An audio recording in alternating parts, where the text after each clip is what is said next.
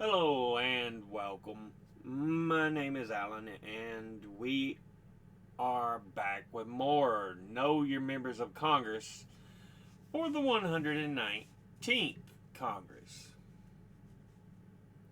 Today, we are looking at Senator Chris Coons, who is one of the two senators for the state of Delaware. He is a Democrat, and before he took office, he was preceded in office by Ted Kaufman. Now, let's go ahead and look at who he is as an individual. He was born in Greenwich, Connecticut on September the 9th, 1963. Earned a Bachelor of Arts from Amherst College in 1985. Earned a JD from Yale University Law School in 1992. And earned an MAR from Yale Divinity School in 1992. Worked in the nonprofit sector, has been an attorney, served as president of the Newcastle County Council 2001 to 2005, county executive of Newcastle County 2005 to 2010, before being elected as a Democrat to the U.S. Senate in November the 2nd,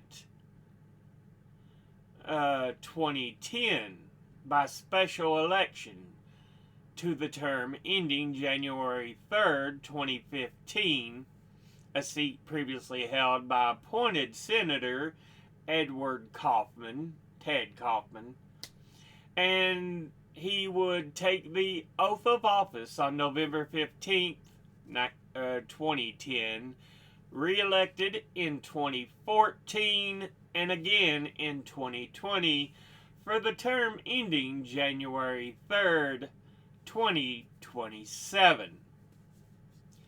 So yeah,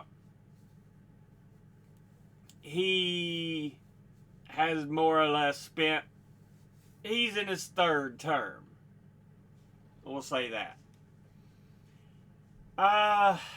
Let's go ahead and look at the committees he is on. He is on the Committee on Appropriations, of which he's on the Subcommittee on Commerce, Justice, Science, and Related Agencies, the Subcommittee on the Department of Defense, of which he's a ranking member, the Subcommittee on Energy and Water Development, the Subcommittee on Financial Services and General Government, the Subcommittee on State, Foreign Operations and Related Programs, and the Subcommittee on Transportation, Housing and Urban Development, and Related Agencies. He's on the Committee on Foreign Relations, of which he's on the Subcommittee on Africa and Global Health Policy, the Subcommittee on East Asia, the Pacific, and International Cybersecurity Policy, of which he's a ranking member, the Subcommittee on Multilateral International Development, Multilateral Institutions, and International Economic, Energy, and Environmental Policy. And he's on the Subcommittee on State, Department, and U.S. Management, and U.S. Aid Management, International Operations, and Bilateral International Development. He's on the Committee on Small Business and Entrepreneurship. He's on the Committee on the Judiciary, of which he's on the subcommittee on border security and immigration, the subcommittee on crime and counterterrorism, the subcommittee on intellectual property, and the subcommittee on privacy, technology, and the law. And finally, he's on the select committee on ethics, of which he's vice chairman. Now, let's go ahead and look at his top 5 individual donors and contributors over this last election cycle. At the top, number 1, we have Young Conaway et al. And they are an American law practice based in Wilmington, Delaware, that is the second largest law firm in the state of Delaware, and provides legal services to a number of local and international clients, and in 2014 was ranked by Chambers USA Legal Organization as a national leader in the legal profession. From 2011 to 2015, it represented Jay Miscavige during the Miscavige Emeralds hoax, and is notably served as the now defunct Kodak's legal counsel during the camera company's bankruptcy proceedings with outstanding patent disputes with Apple. Its full name is Young, Conaway, Stargett, and Taylor, and it was founded in 1959. Altogether, it has donated $100,300, and once again, that's Young, Conaway et al. Next, at number 2, we have Apollo Global Management, and they are an American asset management firm that primarily invest in alternative assets, and as of 2025 had $840 billion of assets under management, including $392 billion invested in credit, including mezzanine capital, hedge funds, non-performing loans, and collateralized loan obligations. $99 billion invested in private equity, and $46.2 billion invested in real assets, which includes real estate and infrastructure. It also invests money on behalf of pension funds, financial endowments, and sovereign wealth funds, as well as institutional and individual investors. It was founded in 1990 by Leon Black, Josh Harris, and Mark Rowan, former investment bankers at the now defunct Drexel Burnham Lambert, and it is headquartered in New York City with offices across North America, Europe, and Asia. Founder and CEO Leon Black resigned in 2021 in the wake of the sexual misconduct allegations and revelations that he had paid $158 million to Jeffrey Epstein. Altogether, it has donated $93,718. And once again, that's Apollo Global Management. Next, at number 3, we have Amgen Incorporated, which is an American multinational biopharmaceutical company that is headquartered in Thousand Oaks, California, and ranks 18th on the list of the largest biomedical companies by revenue. The name Amgen is a portmanteau of the company's original name, Applied Molecular Genetics.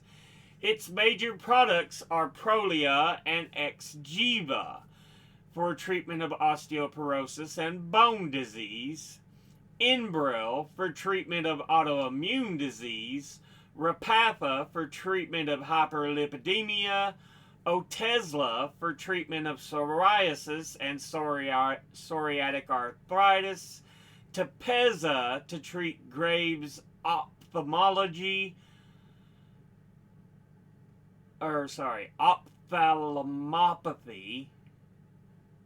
Avinity to treat osteoporosis, Kyprolis to treat cancer, Nplate to regulate platelet production, and Aranesp to stimulate erythropoiesis.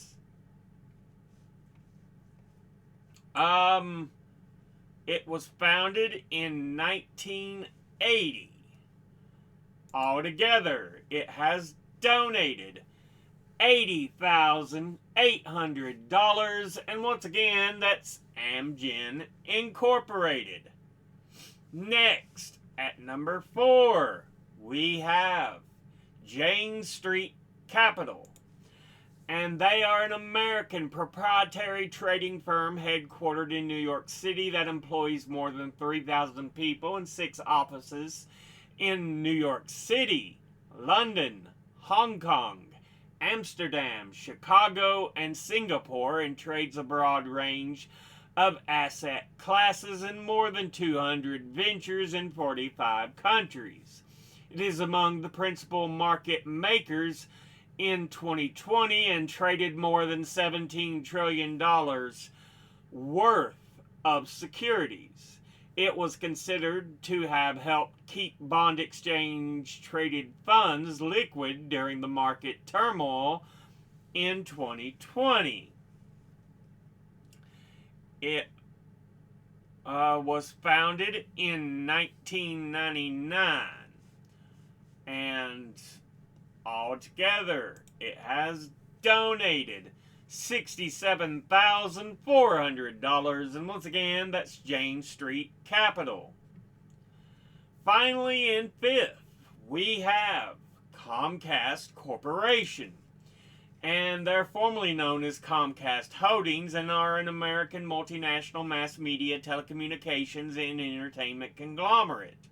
They are headquartered in Philadelphia, Pennsylvania, and was ranked 51st in the Forbes Global 2000 in 2023. It is the 4th largest telecommunications company by worldwide revenue after AT&T, Verizon, and China Mobile, the 3rd largest pay TV company, the 2nd largest cable TV company by subscribers, and the largest home internet service provider in the U.S. It owns and operates the Xfinity residential cable communications business segment and division, while Comcast Business, a commercial services provider, and Xfinity Mobile and MVNO of Verizon Communications. The company is also the nation's 3rd largest home telephone service provider, serving residential and commercial customers in 40 states and the District of Columbia. It is owned NBC Universal and its various mass media subsidiaries since 2013, and also owns several film studios such as Universal Pictures, DreamWorks Animation, Illumination, and Focus Features.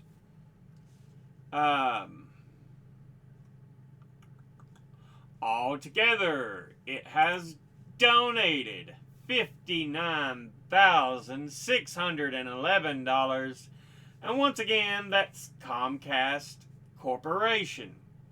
Now, let's go ahead and look at the top 5 individual or industry donors and contributors over this last election cycle. At the top, number 1, Securities and Investment, who altogether have donated $1,131,685. $1,131,685. Next, at number 2, we have lawyers and law firms, who altogether have donated $1,032,612. Next, at number 3, we have pharmaceuticals, health products, who altogether have donated $677,329. Next, at number 4, is real estate, who altogether have donated $666,794. And in 5th is lobbyists, who altogether have donated $412,985. Now let's go ahead and look at the donors at a glance. Individually, number 1, Young Conaway et al. Ooh. Just because it's such a big law firm and in the state where a lot of companies go to try to get much better tax breaks than other states. Even though they're based in other states, they'll say, our headquarters are in Delaware. Number 2, Apollo Global Management. Ooh. You know what? No. Boo, suck. Amgen Incorporated. Ooh to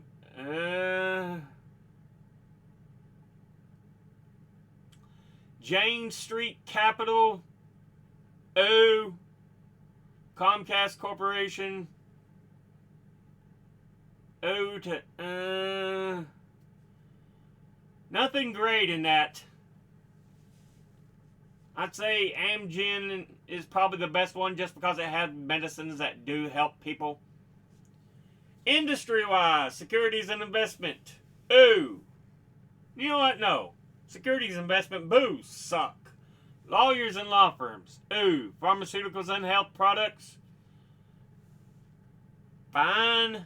Okay.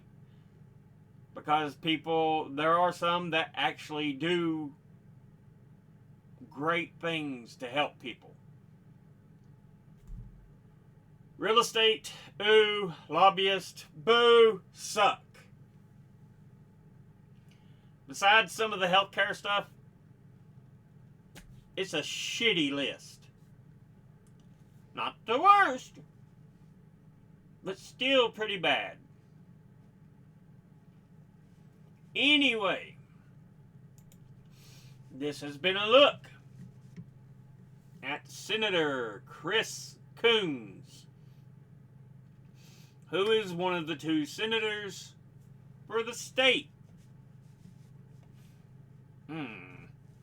of Delaware.